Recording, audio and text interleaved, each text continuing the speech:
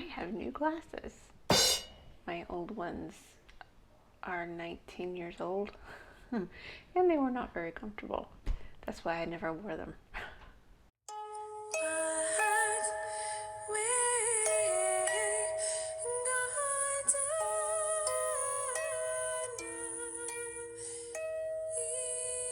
Hi there, welcome to episode 15 of Yarns and Yarns. My name is Shay McIntosh Ford and I live in Tulsa with my husband, my 2 boys, and our little puppy. This is a show about yarns as in fibers and yarns as in stories. You can find me on Instagram and Facebook as Shay McIntosh Ford, and you can also find me on Ravelry and NaNoWriMo as String Dancer. Although I think for NaNoWriMo I'm still Shay McIntosh Ford. Neither one of those I use very much. Although I have been on Ravelry a lot lately because I am participating in summer sock camp, and that's where everybody's posting their stuff. Although you can post it to Instagram too. Today I have 2 FOs, and my first one is my Craftivist hat. This is where it says Black Lives Matter with the black power fist and stand in the gap. And then the other side says Stop Asian Hate with stand in the gap. And the last time you saw it, I was right here where my little cat lady progress keeper is. And then this is my first pom-pom. I'd never made one before, but I think I'm gonna take it off. I'd like to wear this in the summer, and the pom-pom makes it look like a winter hat. I think that came out pretty good, nice and full little pom-pom. I need to trim that. I've already worn this. There was a cold day, so I guess the pom-pom didn't look too bad. We had a really cold day in late May. I've already gotten compliments on it, comments and stuff, despite the fact that I've got this awful dotting of my floats, carrying my floats. So here are my floats if you want to see. These are all my floats. And then also I forgot to mention that I did a double brim. So I started in black and then switched to the white and folded it over and picked up those stitches. I'm going to make this again, but I'm going to make it out of better yarn. I showed last time I had this problem with the laddering, and even though I was pulling on that second stitch to try to avoid the laddering, I still got it anyway. And I know I don't have a problem with laddering normally. This is definitely not a yarn that you would use to knit in the round. The yarn I used was wool-like from Loops and Threads, 85% acrylic and 15% nylon, and it's just the black colorway.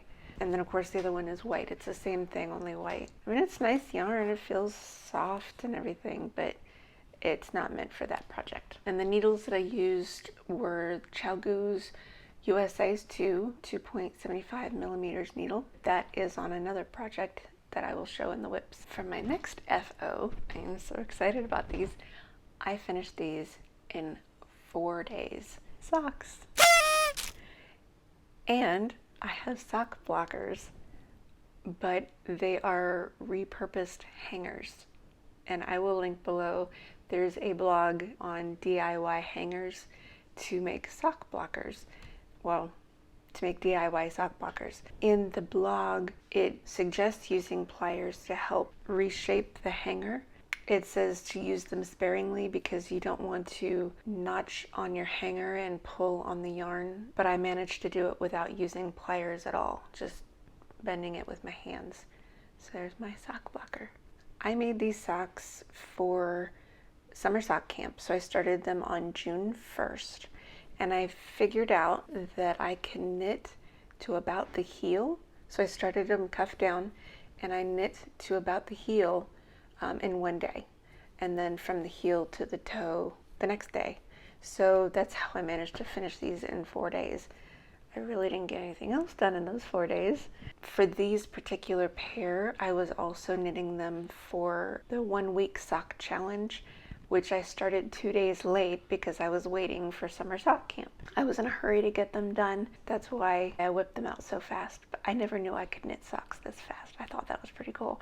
So now I'm really anxious to see how many socks I can get done during summer sock camp. I did 2x2 rib, and that's about 12 rounds. The yarn I used is the Regia Perfect yarn. You knit the ribbing with the first color for this particular type of yarn. I think in other Perfect yarns, you knit the ribbing with this, until you reach the next color. And then you knit it all the way till you reach the same coloring here, and that's why the heels are also red. I still had to do a little bit of orange in the heel, but for the rest of the sock, you just knit to your size.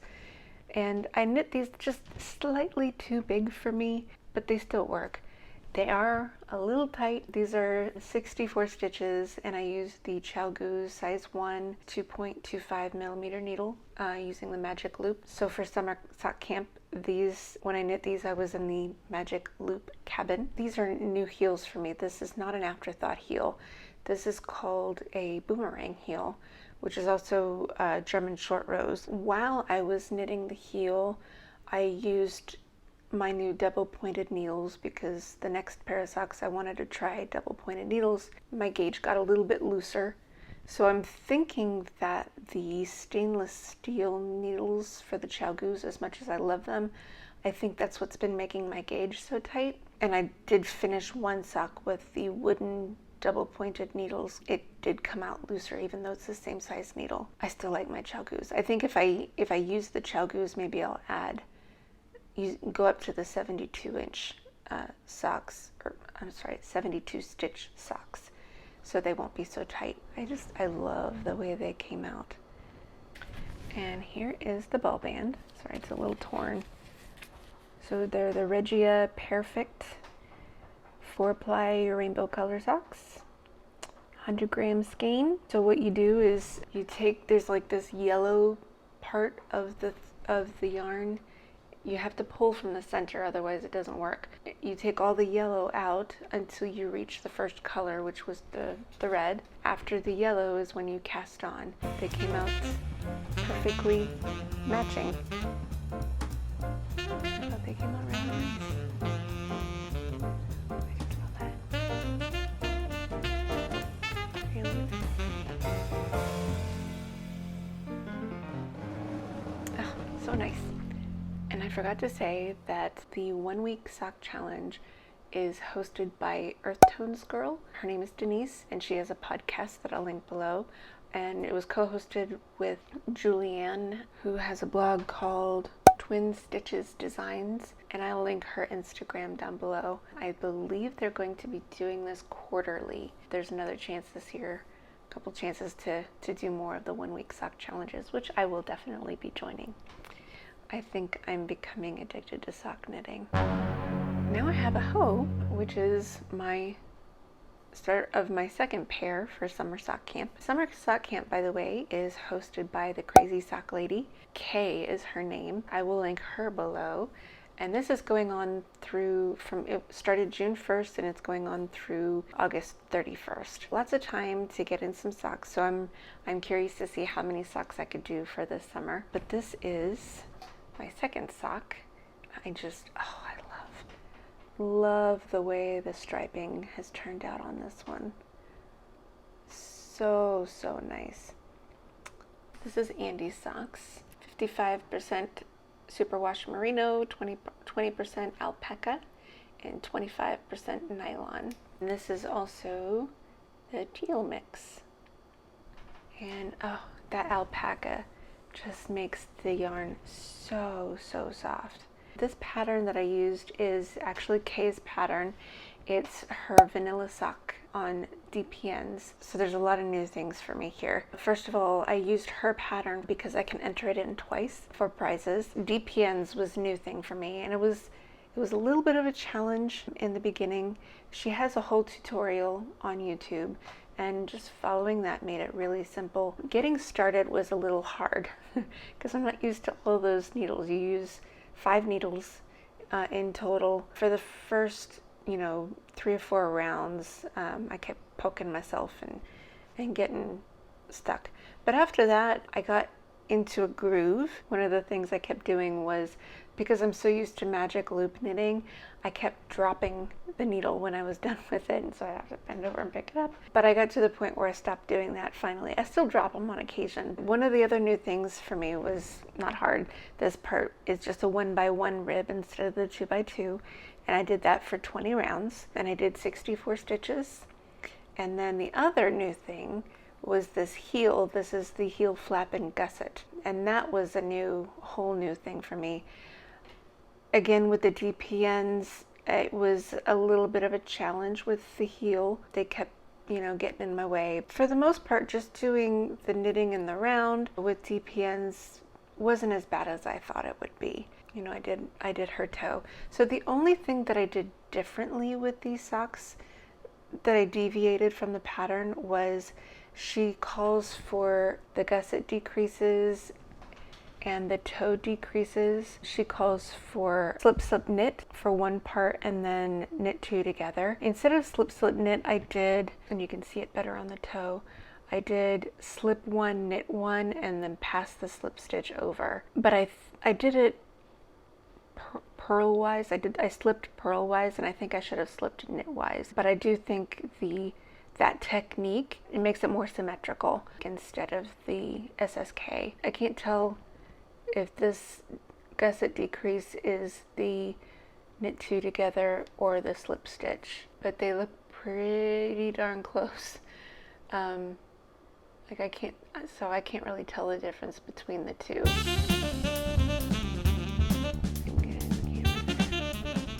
But the other thing I like about the heel flap and gusset, there are no gaps. I think that this will make an excellent hiking sock. I'm probably going to make a pair for my boys because they're in Scouts and so they do a lot of hiking.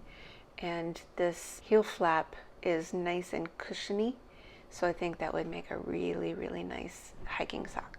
I have all these markers on here because they are counting my rows.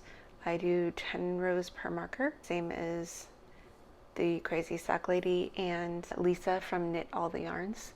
I did not do that for the Regia because the colors themselves were counting my rows. Then I used a green stitch marker to mark where my heel was. When I make the second sock, I know exactly how many rows to do before I do my toe decreases. I haven't started my second sock yet. I put the needles back in the package so I don't lose them, but I'm using the lychee driftwood double pointed needles. They are 6-inch DPNs and they are the US size 1 2.25 millimeters needles. What I like about these, they have this black strip in the middle where the sizes are. It helps me move quick when I go to move the stitches to the middle of the needle. I don't have to kind of pull my eyes away and make sure it's in the middle so they don't slide off the other end. I know exactly where the middle is because of this little black strip, and so I move them over that way. The thing about the wood, I don't pull on them so tightly like I do with the stainless steel because I'm worried about breaking the double points. I think that's what's been making my gauge just a little bit looser. They don't slide as well on these, but that's not too bad. They slide pretty well. I mean, they're still a pretty slick needle. They're better than the Clover bamboo needles, in my opinion. I wanted to get a needle cozy. My local yarn shop didn't have them. There's a lady who makes them and sells them there, and they're all out right now, and so they're gonna give me a call when they come in. So for my whips, well, first of all, I did get some work done on hubby's brioche sweater. You know, it's just a few rows. I'm not gonna bother bringing it out and showing everything. It's probably going to wait until after summer sock camp because I'm gonna pretty much be spending the whole rest of the summer knitting socks. But before camp started, I did some work on some things that was not on my radar, and I got fuzz on my nose now, and you'll see why. Charlie got a blacklight for his bedroom, so he wanted to do some blacklight things. We were looking all over the place for blacklight markers, or you know, something where you could do art with blacklight colors. I was looking for some double pointed needles at Walmart. He spotted this yarn. I am sorry, I lost the ball band. I'm pretty sure this is Lion brand yarn. I don't remember the colorway, but this is definitely 100% polyester. And what it is, it looks like a T, but what it will be is we need to get a block, a styrofoam block. It's going to be a square, so it's going to be a die. And he also found this yarn, which I will show the normal yarn for this. It's red heart blacklight yarn, and so I made a whole bunch of these little dots that I'm going to put on here for the dots for the die. Found a pattern. I think it's a free pattern in Ravelry. It has specific, you know, knit and purl sides and stitches. You can't tell by looking at it, obviously, but you can tell by feel. And one of the big reasons I continued with that was because I needed to be able to fold it where the square, where the edge of the square will be. But I made 21 of these little dots, and I was going to make a pair, but they only had one skein of this left at Walmart. And honestly, you probably won't be able to find this. I think Walmart is where yarns go that have been discontinued because I never find them anywhere else. This is all I have left, so I used up more than half the skein. What I'm going to do with the rest of this, so this is the second whip. This is that red heart blacklight yarn. He wanted me just to make him a sort of wall hanging, so it's not a blanket, but it's just going to be like this big knitted up square. And he decided he wanted garter stitch. I showed him, you know, stockinette, and I showed him garter, and he decided he wanted garter stitch. Actually, I think the pooling is kind of neat. I'm not a fan of the yarn. It's 100% acrylic, and it's not soft. What I'm going to do is, when I'm done, I'm going to border the wall hanging with the fuzzy polyester. So I think that would be kind of fun for his room with the black light. The red heart yarn is this one. It's a Super Saver Jumbo in the black light, 100% acrylic. His wall hanging, it's nothing special. I just cast it on to the length he wanted. That's when he said stop, and I'm using my Chow Goose twist. I think this is the 16-inch cord. The needles, you can't see that. They're size 8. This is my unexpected whip. My last whip is a frogged project. It was the lace gloves that I had made, and this time I put in a lifeline. This is just almost one repeat of it. I have to do that 5 times. You can't really see it. I decided to start these again because I needed a small portable project before summer sock camp started. I probably won't work on these again until the fall, but this is this yarn. I can't find the tag for this at the moment. I've showed it before. I know that the colorway is called chocolate and that it's 100% merino wool. I don't believe it's superwash, but it's really, I love the color of this. I've been wanting to make something with this for a very long time. I made a pair of gloves for my mom out of this yarn, and so this was what was left over. And the needles that I'm using, these are my Chow Goose red lace 2.25, so US size 2, sorry, these are US size 2, 2.75 millimeters needles. And I'm using Magic Loop. The ribbing for these gloves is a special ribbing. The pattern is, I will link it below. I forgot to write down the information for the pattern, but it is a paid-for pattern. Don't remember the name, but the ribbing is a special ribbing pattern that feeds into the lace work. So it's not like a 2x2 rib or anything like that, but I'll link everything down below. For my last work in progress, you can see it behind me. It is my spindle wheel. It looks finished, but it's giving me problems. It spins, but let me bring it over. So the problem I'm having is when we cut these little pieces to make the actual wheel part, they didn't come out exactly the same. Like here, I don't know if you can see that, there's no gap here. So this is right. This is the way it's supposed to be. But because they're not all the same length, there are some places like here, and I don't know if you can really see that very well.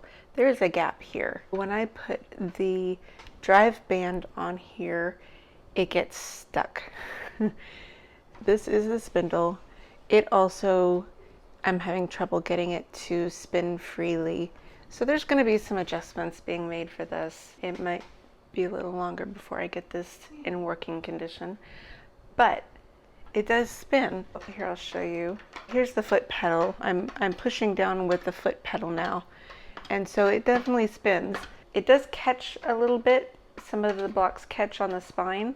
We can sand that down. I think I need to adjust the wheel. It's maybe a little too wobbly, but it, you know, the wheel spins. So I think I need to get some longer bolts here because in the back there's not a lot of room for the nuts to attach on. Here's that little design that I showed you last time. If I can get it to work, I'd like to get a very small chisel and try to see if I can chisel out that design. I think that would be really cool.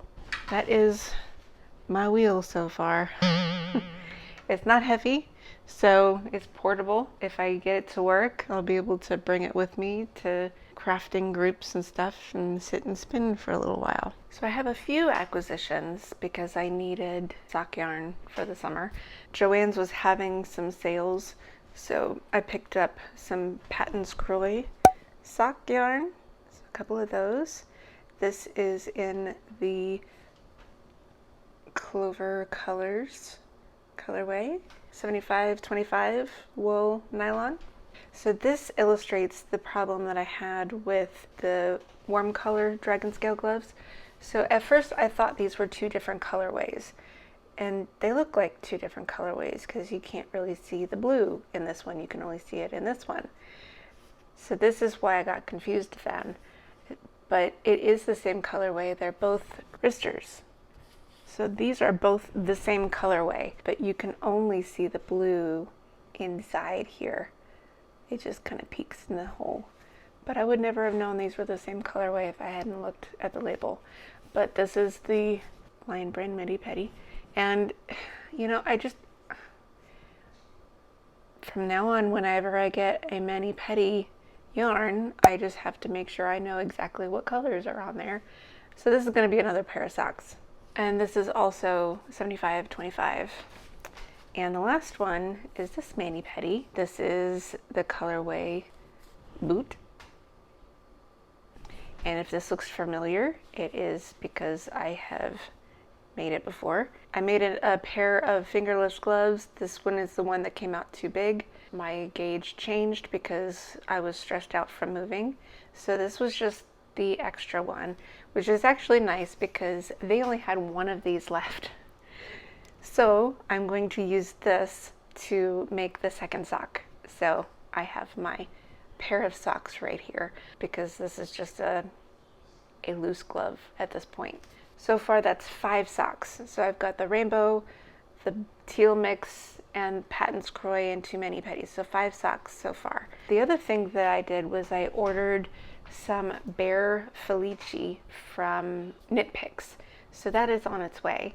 And I am going to attempt to dye it with Kool-Aid. I need purple, more purple in my life. Purple is actually my favorite color. And so I'm wearing purple today. And my glasses are actually purple. You can see them in the light. They're more of a purple shade with a bit of pink on the edges. Purple is my favorite color. Somewhere in my childhood, I decided that I shouldn't wear purple because it would make me look like a grape. And I didn't want to look like a big round grape. I am no longer around, so I need to wear more purple in my life The other thing is I just found out that the awareness color for lymphocytic colitis is purple. So I have no excuse. I have to put more purple into my life. I got some purple Kool-Aid and I'm going to dye myself some purple socks. Once I get the purple dyed up, I'm actually going to test knit a pair of socks from Ramona Lee. She's from the But I'm Knitting podcast. She is calling out for test knitters for a really beautiful pair of cabled socks. So I'm going to test knit those as soon as I get the yarn dyed up. Now moving on to books. I did finish Percy Jackson and the Sea of Monsters, which was published in 2006. I had a problem with part of the plot, and I'm not going to go into that. I went into it in the last episode. It's a spoiler. If you wanted to skip over it, you could. So I'm not going to go into that. It didn't resolve the problem in the plot, but it did go back to it. So I did like the ending. I liked the book. It's a good book. I'm enjoying this series. I never read the whole thing before. And I liked in this story, there's a surprise twist at the end, which I thought was really cool. And that goes into the next book. The only problem I have with it is I'm listening to the audio version, and it's narrated by Jesse Bernstein.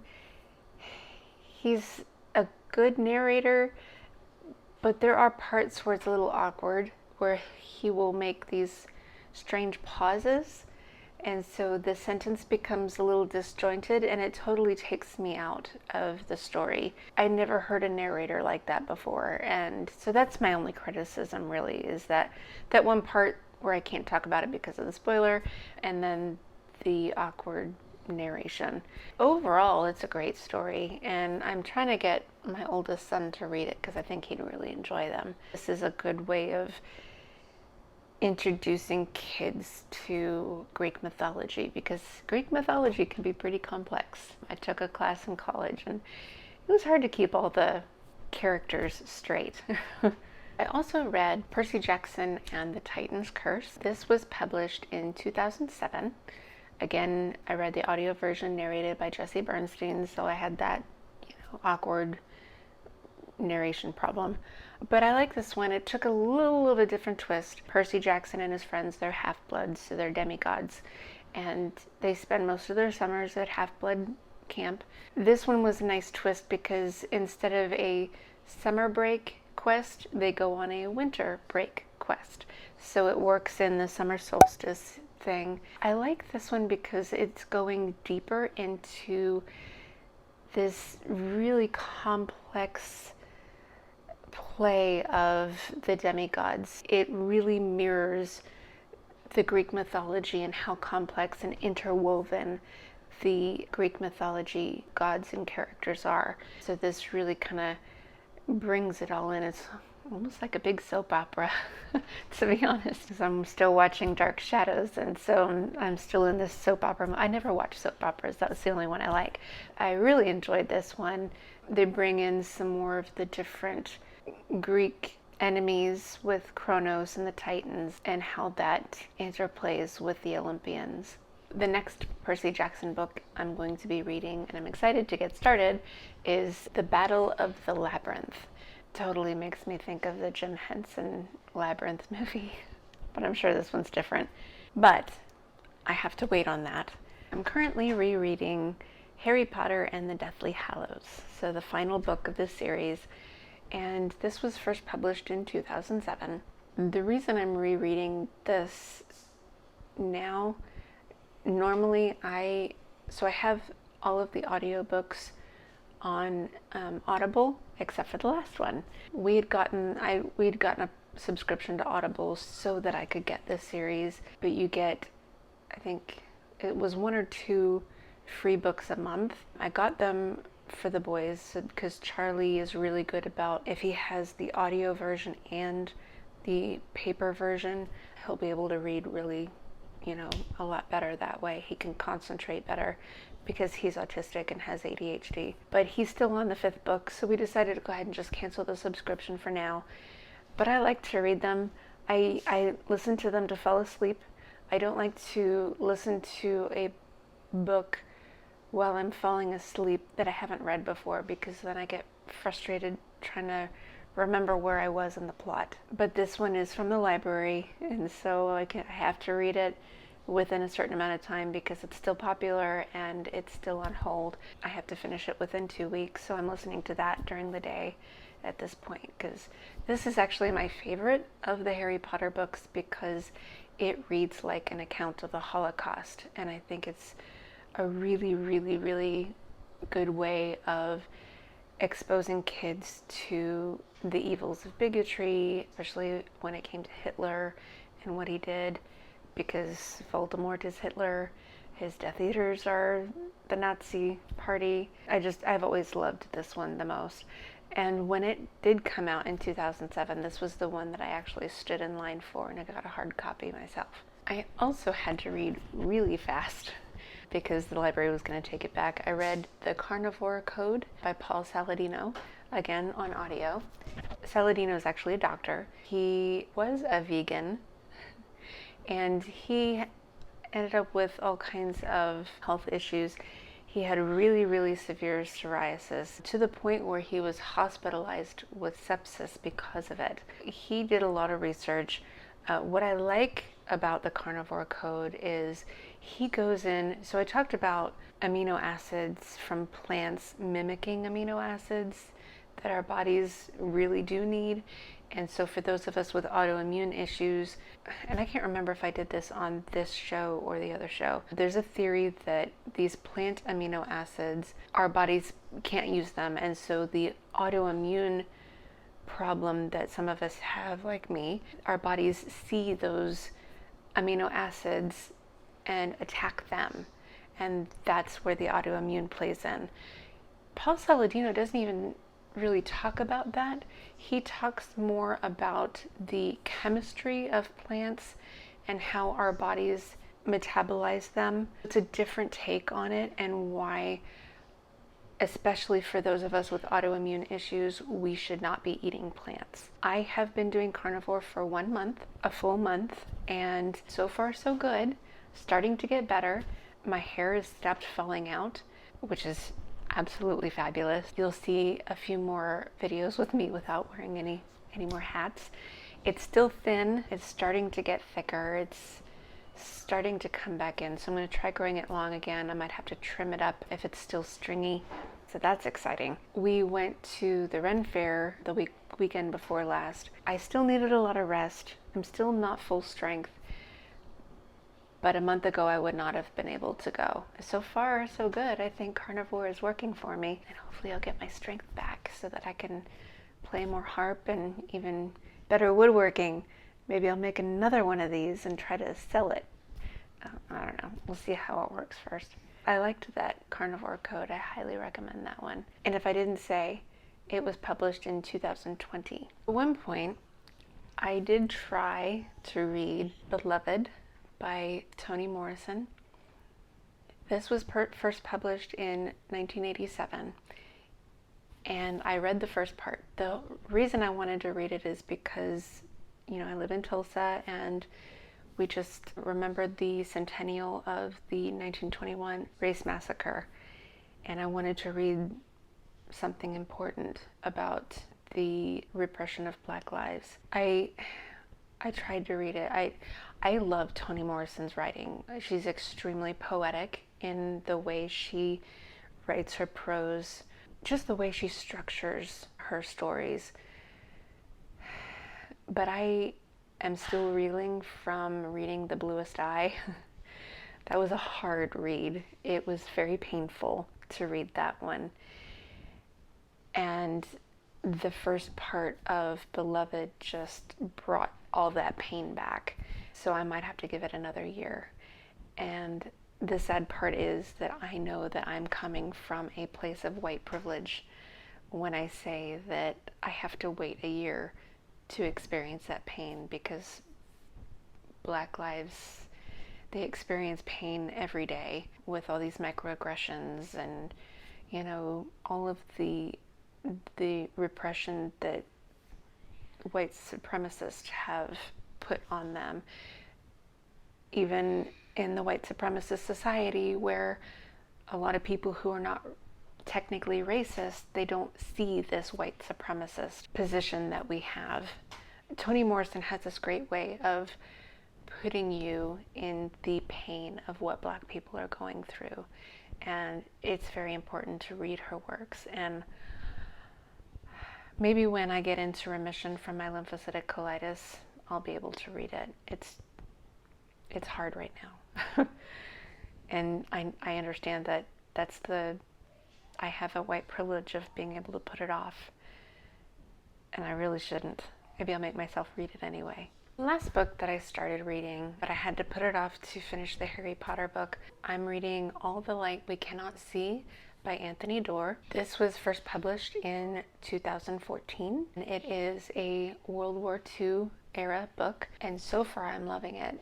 The first part that I've been reading so far, it follows the life of two children. One is a young blind French girl who lives with her father, who works for the National History Museum. The other child is a young orphan German boy named Wagner, who becomes this expert in fixing radios, which was a big deal back in World War II times. This first part of the story goes back and forth following, the experiences of these two children. So I'm really interested to see, what happens when they get thrown together in this story. So far I'm loving it. I think the writing is really solid. Normally I would think of these parts of the stories as the backstory of these two children, and you would normally just see the action of them getting thrown together. But even though this is mostly backstory, it's done in such a really good way that you're still gripped by what's happening, and you're wondering, what's going to transpire when these two characters finally get together. I'm excited to finish that one. Life stuff. My husband has been trying to clean out our pool. This is the first time we've ever owned an in-ground pool before. We've had above-ground pools when we lived in Florida. You never had to close a pool in Florida. When we closed our pool that last fall, we just had the pool guy come and, flush out all the lines and winterize it and everything. And then we were going to try to put the cover on ourselves, but I didn't have the strength for it. We have a giant oak tree in the backyard, and it was just dropping acorns and leaves like crazy, all in the pool, and it ended up turning green. So we never did get the cover put on. So we learned our lesson, I think, this fall, because we keep calling it our experiment. We may not stay in this house if the pool's not worth it. At this point, it looks like we're only going to get 2 months worth of swimming out of it. But if we do end up staying, we'll probably just go ahead and hire them to completely winterize it with the cover and everything. My husband's been putting all sorts of chemicals in there, and it is just not getting clear. It is still green. One day we had a duck land in there. I guess he thought it was a pond. It's finally getting warm enough to swim, but it's not a swimmable pool right now. So what we did was we went ahead and we bought a membership to a local public pool here, because William got this really great pool float from his aunt for his birthday, and so they wanted to try it out. So we went to the public pool, and the great thing about that is that they're making some extra friends that they haven't been able to make because of the pandemic. They're having a lot of fun playing with other kids. The pool doesn't open until noon every day, so that's why I'm recording now. It's almost noon. Then we're gonna head off to the pool, and I'll do my editing while I'm there. That's the big thing that we've been doing. And it's going to be where they have to go to the pool every day. If they don't want to swim, they have to bring something else to play, because they need to get out of the house and get off the video games. That's what they're doing right now, is they're playing video games, and they know I'm recording, so they're keeping their voices down at the moment, but they do need to get off these video games. It's way too much. The other thing that happened, I almost got the recording done to do for 2 weeks. I was going to record yesterday, and because the pool's not open on Mondays, and I was going to do all kinds of recording and editing and have it done Monday night, so it was almost 2 weeks, but I had to wait an extra day We had a really intense thunderstorm Sunday, early Sunday morning. It started thundering at about 3 a.m. and it continued to thunder all the way till like 11. I was in the closet with Scout from 3 a.m. till about 10. It kind of wound down a little bit. But when it's thundering, she's like, you know, save me, save me, save me. So I didn't get a whole lot of sleep. And it didn't help my colitis. So yesterday was a little bit of a rough day. I did go to, because you can hear I'm getting really raspy now. I went to my new ear, nose, and throat doctor because I didn't want to go to the one that claimed it was reflux because it was not reflux. He did another scope of my throat. He actually couldn't see any more inflammation. I'm thinking that had to do with the elimination of all plant materials. Going carnivore, I'm not eating any plants at all, not even spices and herbs. But I still have a lot of pain in my throat. So he has recommended that I go see like almost a speech therapist. I forgot what he called it. He put out the referral, so I'm waiting for them to call. So I'll have more information on that.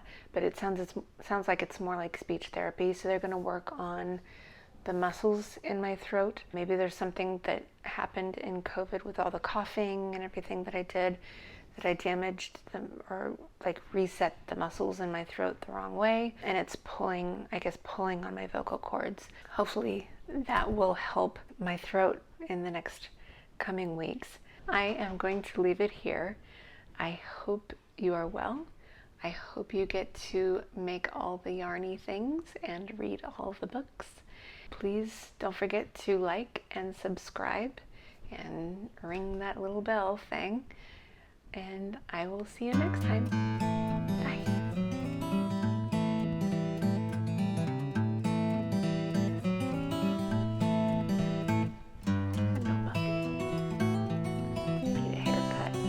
All three of you need a haircut. Yes, you do.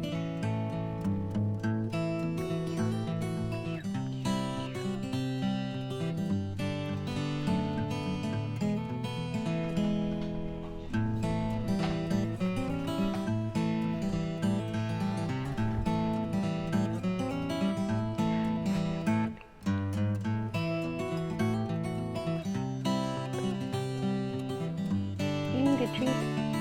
Give a treat. Need a treat? You gotta get off my lap so I can get your treat.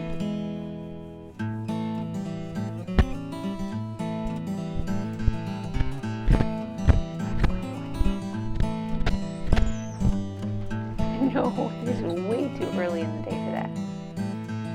Let's go get a treat.